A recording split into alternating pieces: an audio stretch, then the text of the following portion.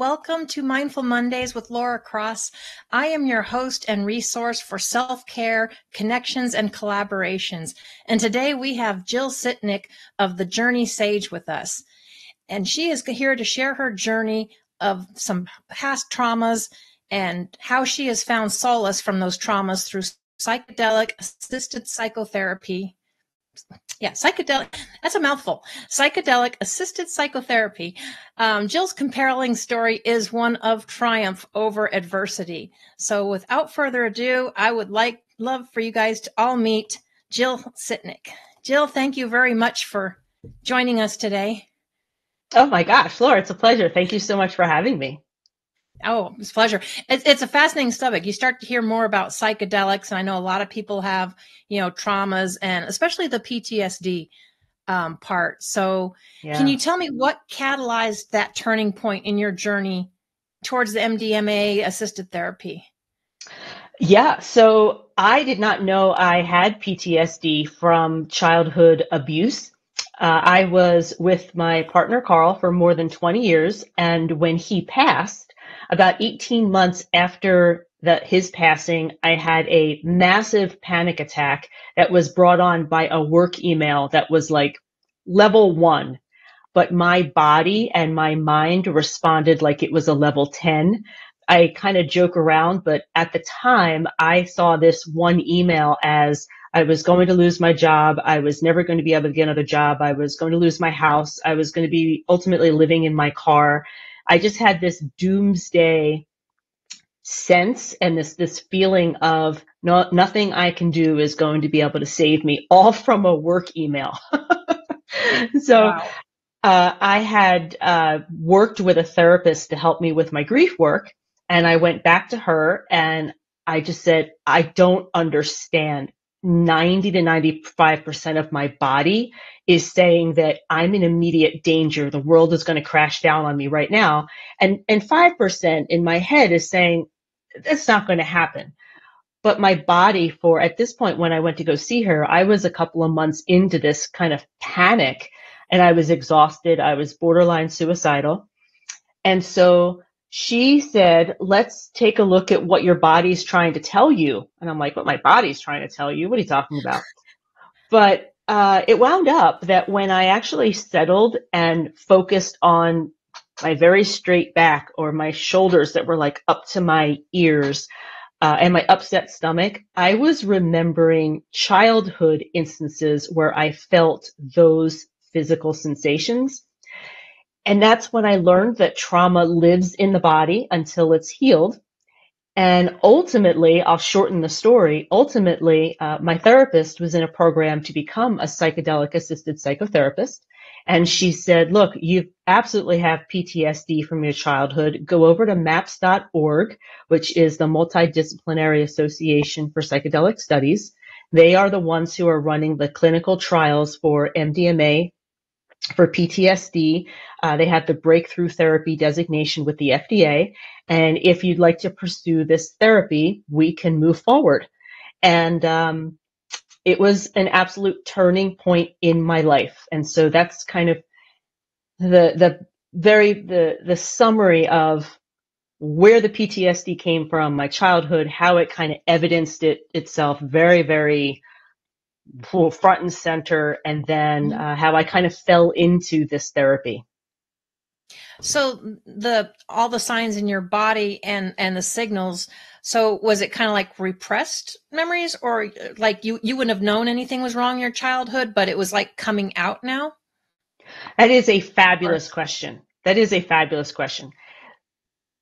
I always knew I had a bad childhood. I won't curse. I used to usually put a curse in front of that. I never talked about my childhood. I didn't talk to my father for most of my adulthood. I always knew it wasn't good. My mother was depressed and suicidal. There were drugs and there was food insecurity. There was housing insecurity. But I also knew on some level that lots of other people had it way worse. So I think I kind of discounted it. But then also, I had a lovely relationship for more than 20 years, and that relationship regulated my nervous system. It really wasn't until he was gone and the widow's fog had started to dissipate a bit that my body's signals, I no longer had any sort of external reassurance that everything was going to be okay. And all of that trauma and all the kind of symptoms that I probably have had my whole life, but had someone I could Mhm. rely on to tell me everything's going to be okay. Without that kind of linchpin, that's the term, without that kind of stability, Right. the trauma just didn't have anywhere else to go other than to say here kind of thing.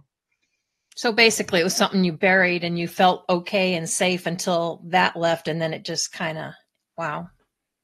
Yeah. In my instance, there were never any thing. Some people talk about, they have suddenly they remember things they hadn't remembered for 30 years. Mhm. That wasn't my instance. I had all of my memories. I just hadn't thought about them in You 30 just buried them. years. Yeah. Yeah. Yeah. An In a sense, you actual just bury them. and Yeah. major symptom of PTSD is not talking about bad things. And I didn't know that. I just thought nobody really wants to hear about suicides and drugs and beatings, at the work functions or things like that. So I just always I white lied my way with my family stuff throughout my entire life. Well, and there's different reasons a lot of times why people don't want to talk to them. Either, they maybe feel weak, or they maybe, they feel ashamed, or, I mean, there's all Right. kinds of reasons. But the thing is, I Yeah. think it's good when people do talk about it, because there's others that are struggling out there that can hear and relate to that, to say, I'm not alone in this. Someone else is Right. experiencing the same thing. Right. So Right. you went yourself through the psychedelic treatment. Can you walk us through kind of the experience of an MDMA therapeutic session, and from your unique perspective, what it does? Oh, absolutely. So MDMA is a synthetic compound. It has a big giant name that I would never be able to pronounce in a million years. And it is basically, and I'm not a doctor, so I'm giving you like the 3,000-foot definition of MDMA. It's an empathogen. It makes you, as a trauma patient, it makes you much more empathetic towards yourself, towards situations in your life. It calmed my body down so that during my very first session, I took the 2 capsules. That just happened to be my dosage. Proper dosage is important. And what happened to me was that my body calmed down enough that I was finally able to hear my inner voice, which I had never actually heard my inner voice before because I was like always so fight and flight. And in addition, for the first time in my life, I was able to explain to my doctor and my therapist and my guide. And my guide is a medical doctor. So that's why I always get the terms confused. But basically, my therapist and my guide, who's a medical doctor, I was able to explain to them for the first time in my life how scared I was of my father in a very calm, rational, without my body freaking out. Like I was absolutely sure that if my father had been in that room, his hands would have been around my throat. And as calmly as I'm able to say that now, for the first time in my life, I was able to express those fears that calmly without my body getting in the way. And so during the session, it can go from 5 to 7 to 8 hours, depending on the dosage, your weight, how much trauma, Mhm. what you've eaten that day, that kind of stuff. Um, but the integration afterwards was the same way. I would remember childhood memories, but my body would stay relaxed. And instead of thinking of those memories of like what they were like from a child's point of view, how a toddler would feel about her father beating her up, suddenly I'm in my late 40s remembering this and saying, wait a minute, the universe is not against that little girl. There's nothing wrong with that little girl. She's certainly enough. This is just an instance of an abusive parent. And so MDMA during the session and the integration afterwards, which can be days, weeks, and in my instance, months, it calms. And I always do this. I know I always do this because like I think my shoulders were around my ears my entire life. So Okay. it calms the body down to let you see things from a different perspective. Yeah, and they always say that, you might say one thing, but your body language will tell a whole nother story. And a lot of people have a lot of neck and shoulder pain because if you're tensed and you don't realize you've even got them up there, and it's just a whole totally different Right. feeling. Right. Yeah. Absolutely. Absolutely. And I should also say, I had tried ecstasy, which MDMA's street name, ecstasy Molly. I had tried ecstasy once in my life. I was kind of a newbie going into this, and Mhm. I had all of the stereotypes around the visuals and, the egg in the frying pan, and it couldn't have been anything. It was the complete opposite. It was like a deep breath. It was like my body could finally breathe and I could finally start to process things. So would you say that was your kind of an emotional resonance, that you observed while you're under that therapy, is just kind of the calmness and the fact that you can, you don't get in that whole panic mode or the fight and flight? Or what shifts in your perspective and your emotional resonance, do you think? Did you observe when you're under it? So for me, when I'm in an enhanced state, I don't remember much of it. I mean, to be completely candid, my first journey, and I had 3 therapeutic journeys over the course of a year to then no longer Mhm. qualify for a PTSD diagnosis. I only really remember snippets. So maybe a half an hour to 45-ish minutes of the entire 5 to 7 to 8 hour journey. So it's really Wow. hard to say how I felt at the time. Certain images absolutely stand out. But what I'll say, and one of the things I talk about, which is mildly controversial, I don't really see it as controversial at all of my journeys were voice recorded on my phone. So I was able to go back later on, except for one of them where we had a little bit of a tech glitch, but we won't talk about that one. I was It able comes to with technology. We have that. It came with technology. It was Yeah. a day. So for 2 of my journeys, I'm able to go back and read the transcripts and see how my brain was working and see what limiting beliefs I had and where my shame was.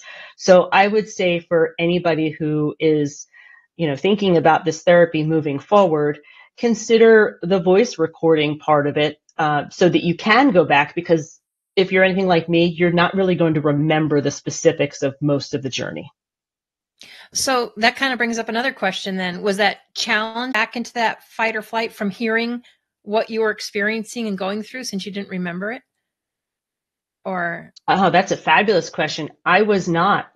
I listened to the transcript after the first journey. I dove into the transcript like the day after, just kind of, I wanted to see I wanted to know about it. I was so curious about how my brain worked. The effects, I don't understand exactly how MDMA continues to keep the body calm, but that was my experience. So like the next day, the next week, kind of going through the transcript no, I wasn't experiencing this. I was just curious because a lot of times, even just doing this stuff, it's like, you need to watch to see where you can improve, but it's like you really don't want to hear yourself talk. But that's a whole different experience. I was just kind of curious because, especially if you're talking about traumas, if you don't remember it, who knows what was coming up? But I guess probably curiosity, and that's the only way you would know. So that's why I was curious. So I can speak from 2020 experience now. Like if you were asking me immediately after the first journey, I might not be able to answer this as well. But with 2020 hindsight experience, when I was in an enhanced state is Mhm. where there was a good bit of wisdom that I was able to make connections under the enhanced state. For instance, that, I I didn't deserve to be beaten when I was a child. I didn't deserve to, be thrown out of houses multiple times in my life, things of that sort. And I'm just like doing surface level stuff. Um, you're able to kind of reading the transcripts allows you to see the patterns that your mind has made, and only because the MDMA kind of opens you up. So, or opened me up, I should say. So, no, I found reading the transcripts to be incredibly enlightening. Like, oh my gosh, you're right. That is a pattern. That is how I think. So would you say that's kind of what led to your healing, or is there more to that, the reframing process of that traumatic memories under the MDMA therapy? So that's the magic of the healing. So you know how somebody, you can tell a story about your life and somebody else can say, like, maybe you had something really embarrassing and somebody Mm-hmm. else can say, hey, Laura, no big deal. Like, there's a tomorrow. You can get up and do it again, but you still feel that embarrassment. Like, it's really not that easy to let go of. Right. MDMA, the day, week, month after, it almost allowed me, I like to say that it was like a TV show. It's actually one of my favorite analogies. It allowed me to see my childhood like it was a playing on a TV. And of course, in my head, I've got like the old 70s console TVs that like my parents Mm-hmm. had. Like, that's always what I imagine, right? Being able to see the event on TV, meaning my emotions are separated from it, and being able to realize from an adult perspective what's really happening versus from a 3-year-old, a 5-year-old, a 10-year-old. Those children's perspectives are based on age, and they're not based on the real reality that an adult knows. Going through those memories, journaling about them, questioning them.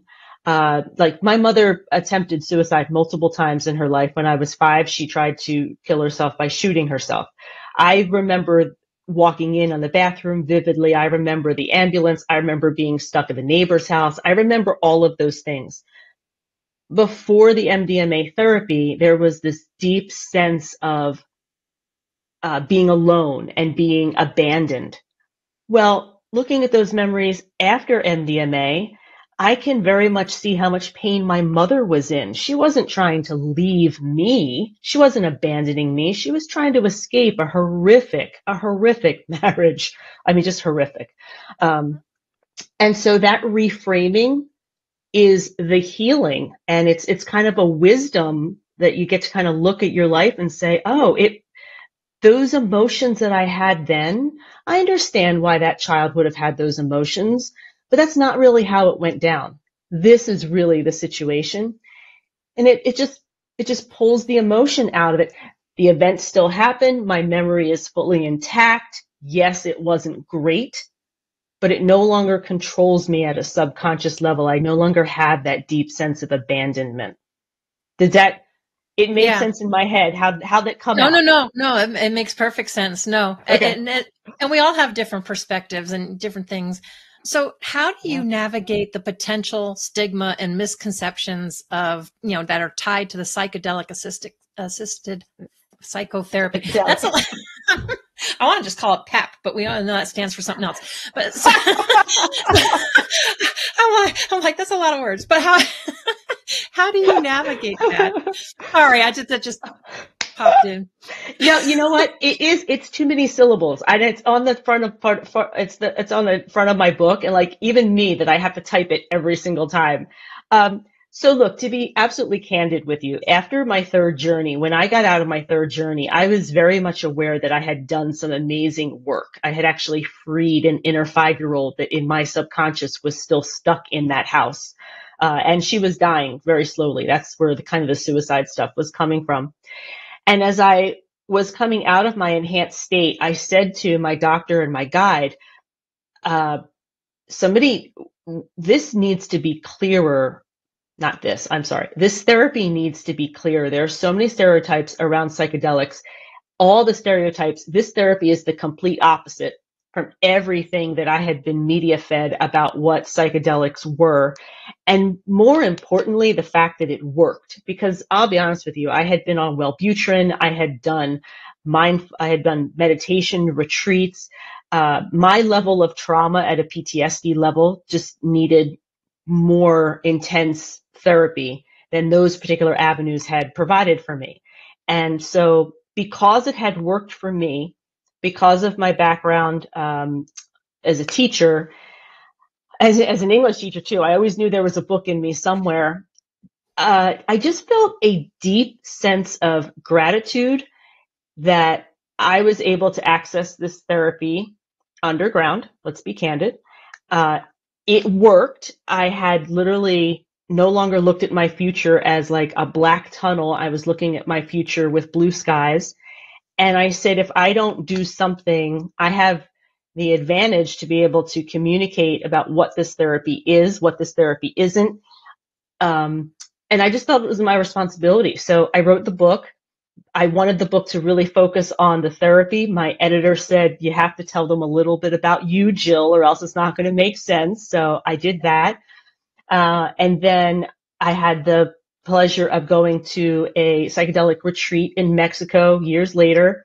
And I saw that people were really struggling because they didn't have a doctor and a guide kind of working with them and explaining everything. So I wrote the workbook to kind of have people give people an idea of what to expect, and they get to use the 8 kind of prompts that my therapist and I used. Like, it's literally like almost having my therapist in a book with you.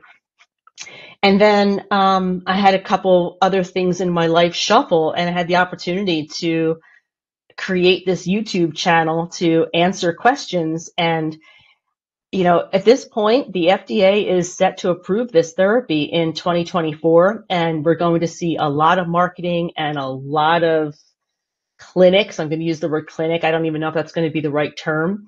And I just thought that a patient's voice, somebody who had gone through it and isn't looking to,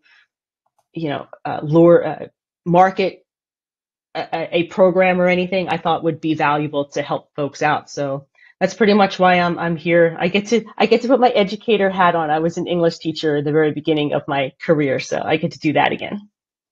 Yeah. And I know we have a lot more to dive into, especially about your YouTube channel and the stuff that you're doing to help others understand more about that, because it is a fascinating thing. And I'm glad that you've been able to find relief, but we do need to take a quick break from our sponsors, and we will be right back.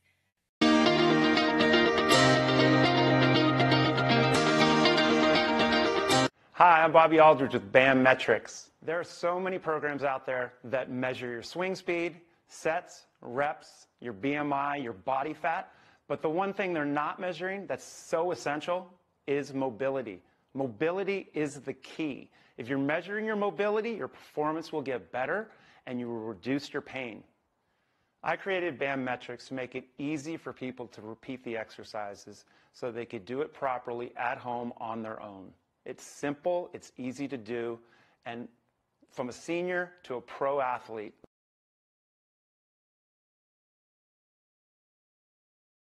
Hello, my name is Peter. I'm a Dharma Master. I teach Qigong at the Bright Beings Academy. What kind of Qigong do we teach? Well, it helps you to get your mind into your body and your breath very quickly. We really start off with quite quick movements to help cater for the busy Western mind, coming into stretching out the meridians, waking up the chakra system and the danjons, coming into Jigan meditation, which helps you to really focus on the energy in and around your body, bringing you into that beautiful calm state where you can sit and meditate really easily, whereas maybe before you found it really difficult. So Qigong at the Bright Beings Academy will help you get more in touch with yourself.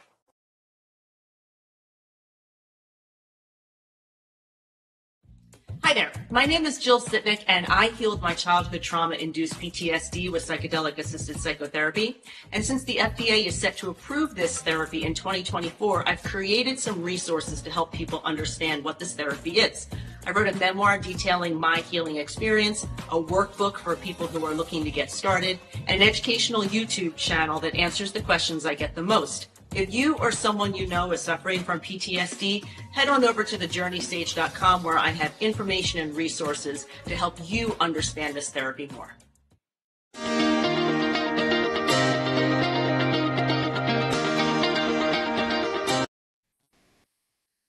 And we are back. So you already started to touch on it a little bit, but how instrumental was your background in education technology in creating the Journey Sage platform? Oh, huge. So I laugh. So I started my career as an English teacher. Then I was a supervisor of technology in a school district. Then I went to big tech. I went to Microsoft and then ended my big tech stint at Amazon. And so educational technology, and my master's degree is educational technology. And so To be candid, the YouTube channel is fun for me. I mean, once I got over the hurdle of kind of figuring out video editing and things of that sort, to me, I get to teach. With my videos, I take the different subjects. I try to answer the questions that, number one, I get, and number two, the questions that I had. And I get to do little mini lessons on YouTube. So I'm really enjoying that outlet right now. Well, I guess from education and loving to teach, so you're kind of probably used to being in front of people.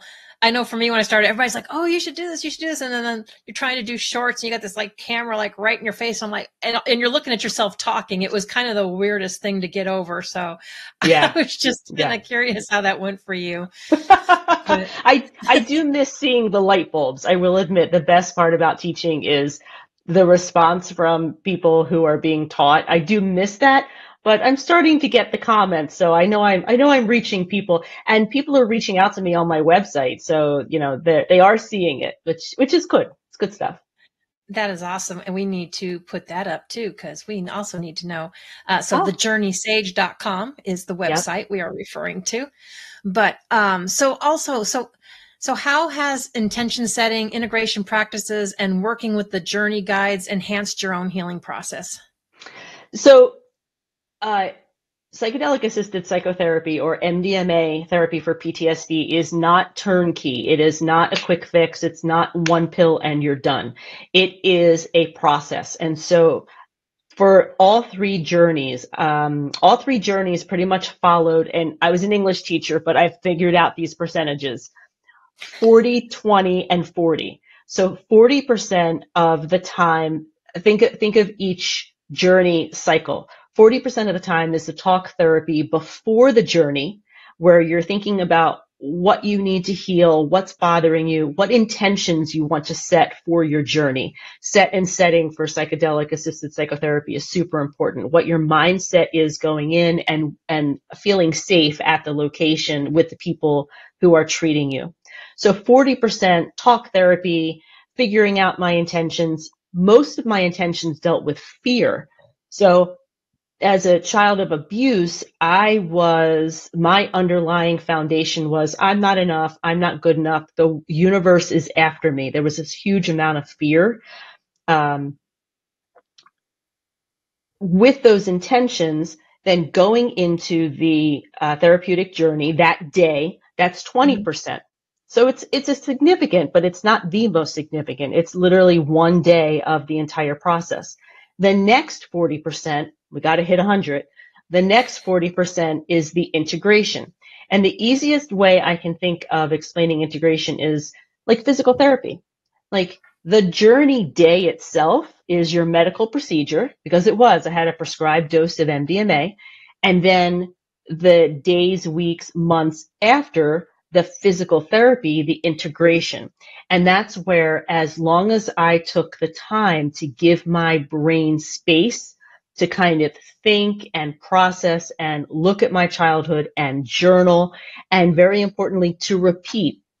The same way that we learn through repetition is the same way that we unlearn some of our trauma through repetition. And I was really like harsh on myself. Like, why am I writing about this same memory 10, 15, 20 times in my journal?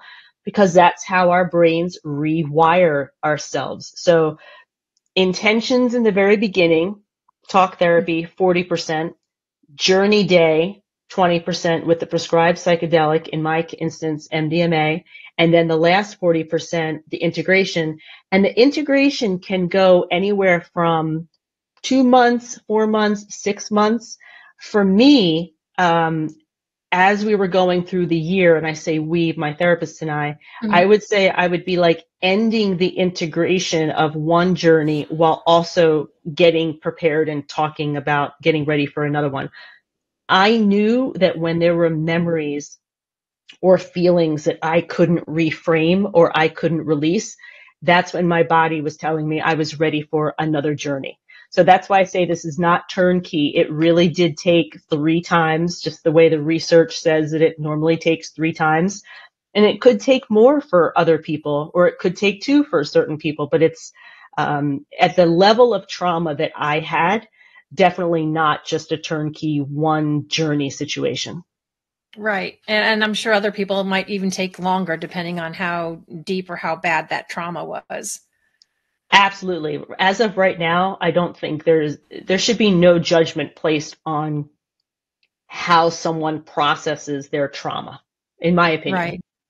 Yeah. So, and you might have touched on this a little bit, but I mean, what really did inspire you to put that pen down and to do the raw experiences, other than the person saying, you need to kind of share this because you want people to be able to relate to it when you're writing in Rescuing Jill? And, what do you hope for your readers to take away from that? That this works, that this is a viable solution. So to be completely candid, my mother was clinically depressed her entire life and was on a litany of medications and talk therapy. And to be candid, nothing ever really worked for her. I just don't think we had the research back then, and I don't really blame anybody. It just didn't work for her. My mother died a very depressed woman, unfortunately. I looked at her experience, and it was one of the reasons why I resisted therapy. I didn't go on any sort of antidepressant until after Carl had passed away, because my body was so out of sorts. Mm-hmm.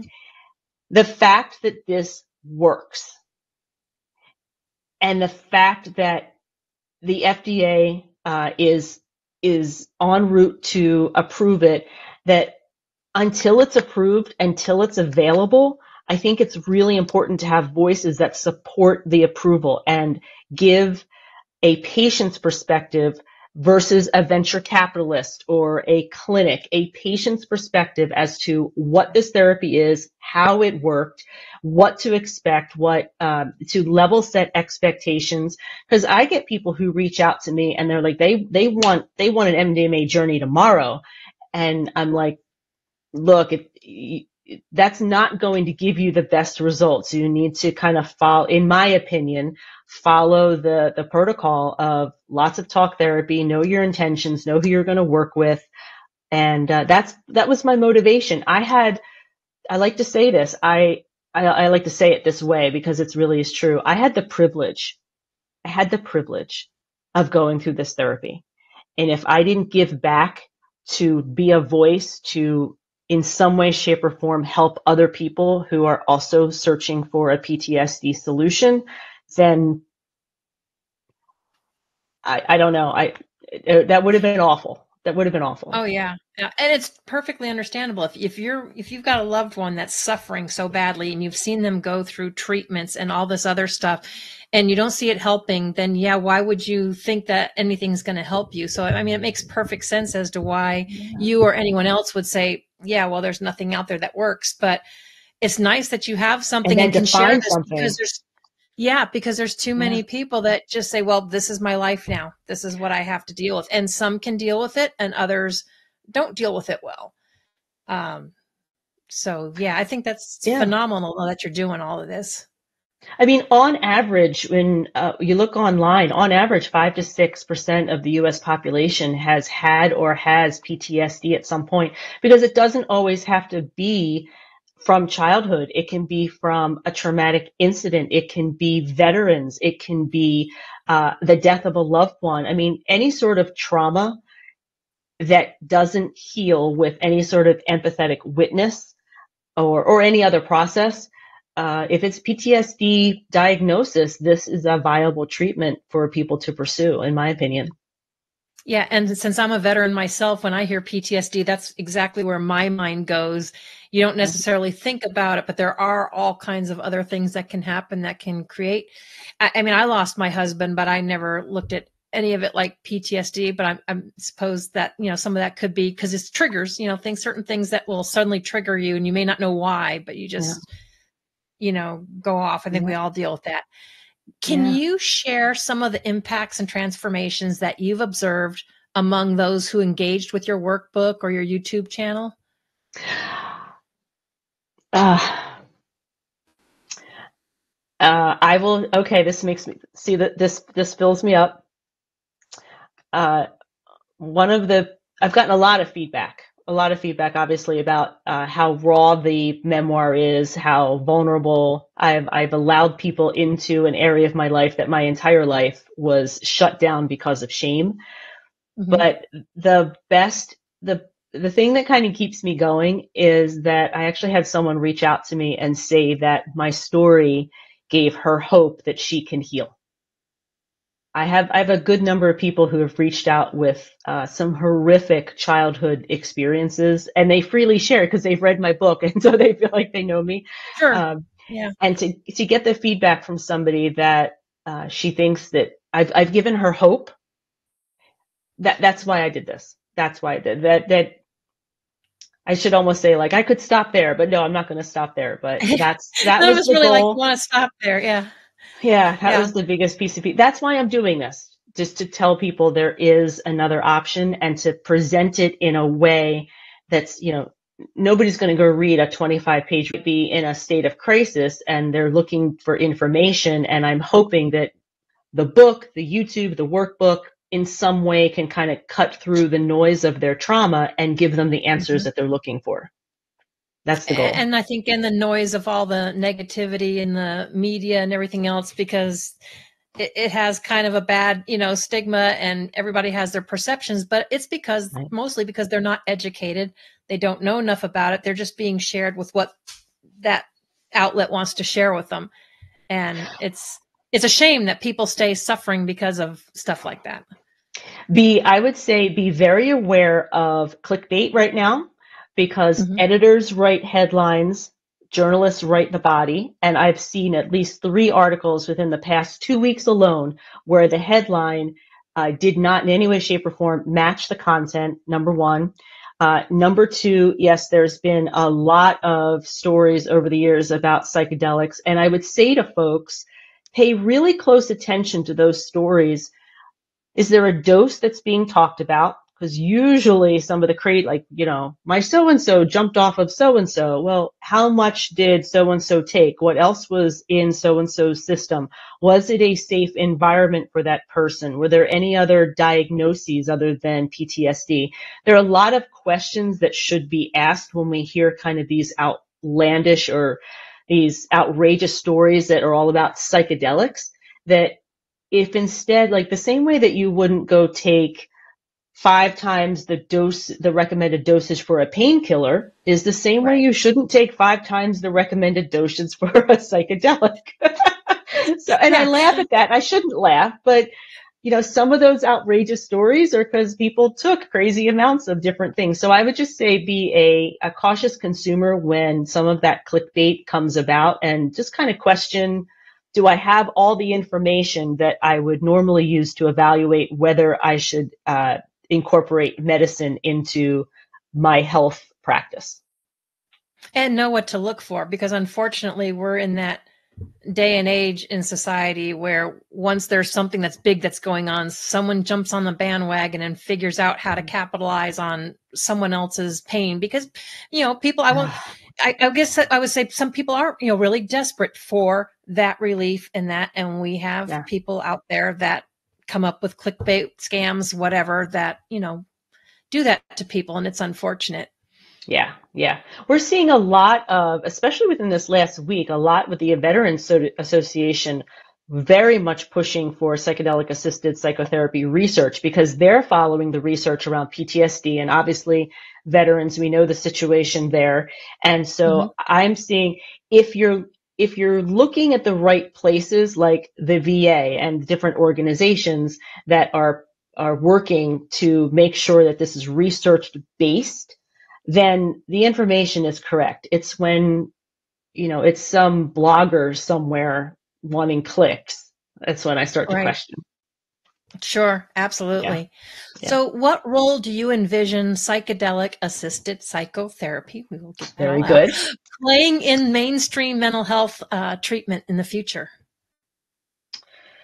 Oh, gosh. I'm not sure I'm qualified for that answer. I can tell you what I hope, but I can't tell you. It's totally just my opinion. Well, sure. No, but yeah. Or what is your, okay, that's fine. What is your hope? How would you like to envision seeing how it goes? My hope is that people have available to them the level of therapeutic support that I had. And that means that there is a a wealth of trained psychedelic-assisted psychotherapists, because right now I know MAPS.org is working with a couple of other organizations to train people in this modality, so that I'm hopeful that there will be a large population of qualified individuals to work with people. I want guidelines in place, because when you are in an enhanced state, you are very susceptible.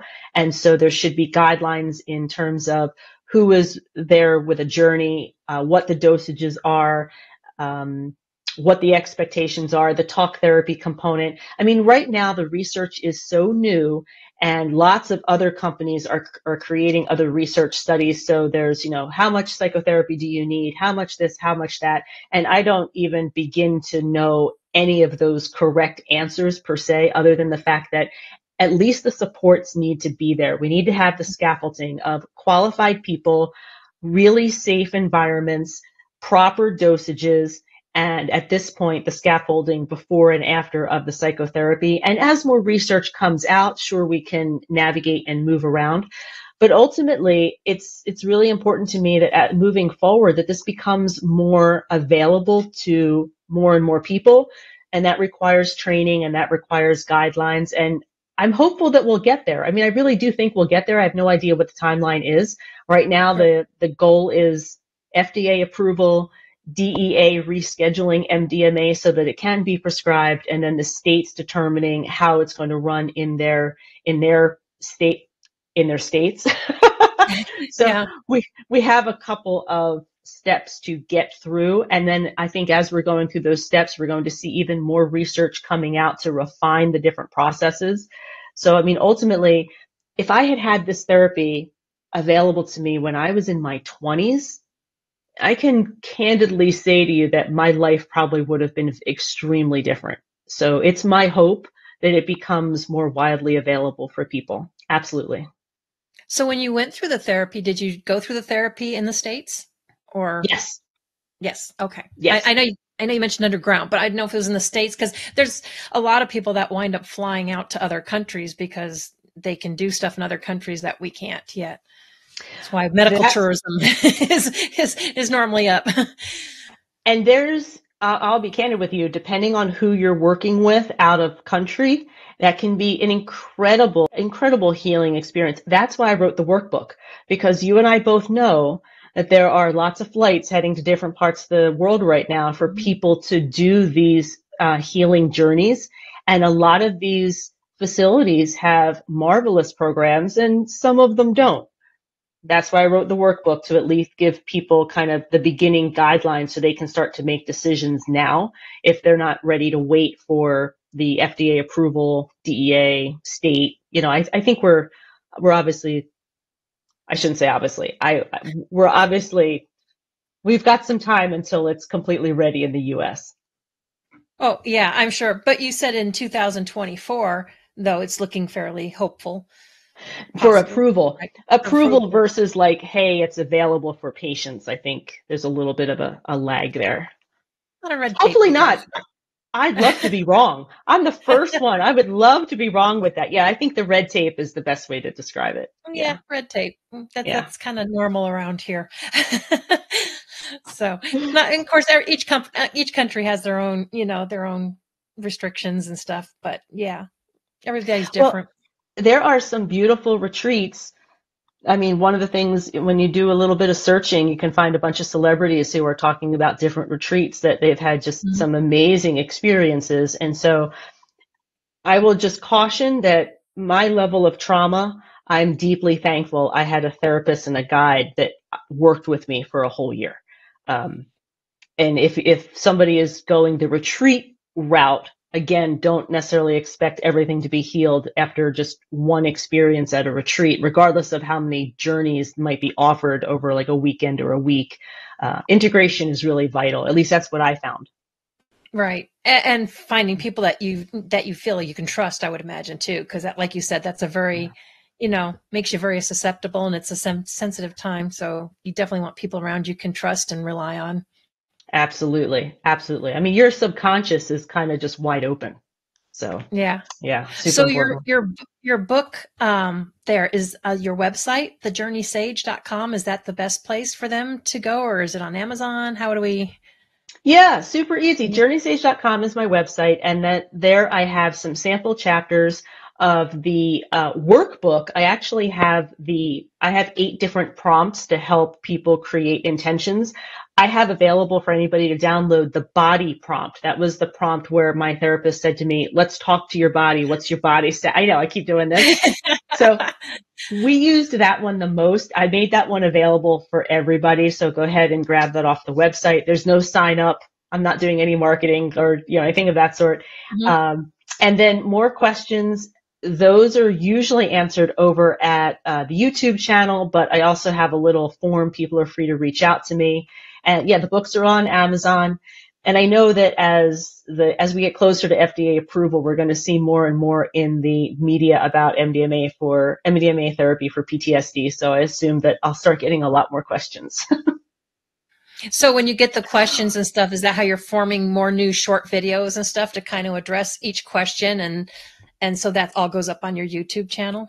That's exactly right. I've got long form, 5 to 7 minutes for kind of deeper dives. And I've just started doing the shorts, which are so much fun because I go down, I walk in the park and I have a little camera and I'm just kind of like teaching to the camera. So that's exactly what's happening when people are asking me questions. Or they're like, "Jill, I get it from the book, but what did you really mean by XYZ?" So yeah, that's how I'm creating the shorts right now. I already went through it. The goal is to help other people understand what it's like. I'm glad you've got to the fun level with shorts. I haven't got there yet. It's probably my own PTSD right there, not to make fun of it, but like, it's just like, wow. Well, set and setting, I have a lovely park. Like if I was doing it in my house, it might be kind of boring, but I have a Oh no, I beautiful go park like outside 3 by my blocks. trees where I'm blowing in the breeze and everything else. It's just the thing of having to look at myself while I'm talking. I'm like, seriously? You don't have to. You can be looking at we can talk. We can talk. We'll talk. Yeah, We'll talk. We'll talk. Oh my. So what are some things, or what are the most important things you want people to take away from this and to know about all of? Psychedelics are not what we've been told they are for decades. I was a child of the 80s. I had a completely different view about psychedelics, and it was because the research was stopped. There are a lot of books out there talking about the drug wars and how the research was out there, and then the research just kind of got hidden and stopped and all that kind of stuff. Psychedelics are not what you think they are. And if me saying that sentence to you kind of triggers you, like, well, I know what they are, I would say I would really encourage you to do some reading. MAPS.org has the FDA breakthrough designation for MDMA. Johns Hopkins has the FDA breakthrough designation for psilocybin magic mushrooms for depression. So the FDA is looking at these compounds. There is a bevy. There are just a ton of companies right now that are running their own clinical trials, trying to figure out, do you really need to make a therapeutic journey 8 hours? Can we shorten it? Like there's lots of research going on. So if you have this kind of immediate response, like, no, psychedelics are bad, I would encourage you to kind of say, hey, wait a minute, let me take a look around. If you have someone in your life who is suffering from PTSD or depression, there's a lot of research about psilocybin magic mushrooms for end-of-life patients and releasing that anxiety. There's a lot that can be good to increase our joy and comfort in life with some of these healing modalities that we don't even know yet. And so that's what I would just encourage people to have: an open mind, do some additional reading, make sure it's, research based at qualified institutions, not, the blogger down the street or someone who Facebook that just kind of told you about something. And Right. if we're all kind of a little bit more open to this healing modality, we can see tremendous healing growth moving forward in years, decades. That's my hope. That's really my hope. Yeah, I was glad you mentioned that, because I was going to say, I know we've talked a lot about PTSD, but you also had mentioned, like, depression or end of life, because I was wondering, what else have you seen psychedelics being used for? I mean, because we're talking about for healing and helping people, not just for recreational just because we want a different feeling for the heck of it. It's to heal Right. people. Oh, absolutely. I don't even think I would be able to do a psychedelic recreationally anymore. I'm so fascinated about how my brain works and what my brain wants to tell me. So I don't even think I could just do it for fun anymore, or at any point, I should say. Um, PTSD, anxiety, I'm kind of going through my head the different things. Alcoholism. There's a lot of research out there about psilocybin and alcoholism or addiction in general. Research studies, clinical research costs millions and millions and millions of dollars. And Oh, yeah. there are people investing in those clinical research trials in the US, the UK, in the world. I mean, Australia has already approved MDMA for PTSD therapy. They did that this summer. So this isn't how do I say this? This isn't like a one-shot thing. Like there's lots of studies going on, lots of focus on this. It just isn't, if you're not following it the way I am, it might not feel that way. But like, I think CBS just did a segment on it. I think ABC just did a segment on microdosing. Like if you do a Google search, you'll find some really recent big media outlet coverage of psychedelics. And then if you dive even deeper, maps.org, Johns Hopkins, Harvard, you'll find even more. Right. And that's what I do. And I was so glad when we met and you and I got to talk about this, because it's something I've heard here and there. But when I heard psychedelics, I think of like the 70s, flower child. Like I said, they all have their their stigma and everybody, what they used to do back in the 70s. But this is, Right. This is totally different. Either that or what we were talking, things you see on TV, like used for ecstasy. So that's kind of what you relate the MDMA. So I was so glad to find you. And so we could all learn a little bit more about what that can do. What is on the horizons for you? Where are you going next? I mean, with this, are you just going to keep building with the YouTube channel? You got anything else planned on how to expand this? Well, ultimately, so I am having a little too much fun with YouTube right now, to be honest. So, I have too many ideas and not enough computer memory to hold all of my videos. So I am working through that. I think the ultimate goal is to be able to speak with up and coming practitioners and probably to speak at like some medical conferences for practitioners who are studying to be a psychedelic assisted psychotherapist or people who are just interested in it, hearing about it from a patient's perspective, what the protocol was that I was involved in, how I experienced it, so that when they are moving into their practice, they can have an idea, at least one patient idea of how it really worked. Because I dive into it in the book. It's literally, very little hindsight 2020. I kind of lead you through the whole thing and you get to see how my mind totally had some blinders. And so I think that's kind of the next step, that as this gets closer to legalization or approval and closer to being a healing modality, I think we're going to have a lot of practitioners interested in the patient's perspective. And I think that's where I come in. But I'm voicing it out to the universe. Maybe even a TED Talk is in your future. Well, I actually did a TED Talk and they would not approve it. They would not show it because the therapy is not FDA approved. So Ted, if you're listening, when it becomes FDA approved, maybe you'll go into your archives and release my TED Talk. There you go. Absolutely. Well, we are almost out of time. Jill, I want to thank you for taking the time and sharing all that wonderful information. Again, go to her YouTube channel. She's got all the videos, a lot of great information. And thank you for bringing that insight and education to everybody about that. Oh my gosh. Thank you so much for allowing me to chat about this. We had talked about your experience as a veteran and, being able to share this healing modality with joint populations, I people with a lot of people, veterans. A lot of people that I think need help or need support to get better, not to have to say, this is my life. But we are out of time for this week, and I want to thank everyone for joining us. Do remember also to go to the YouTube channel at Mindful Mondays with Laura Cross, because just like Jill, we have a lot of other awesome guests to cover all different realms of mindfulness. So I want to thank everyone and for joining us, and we will see you next week.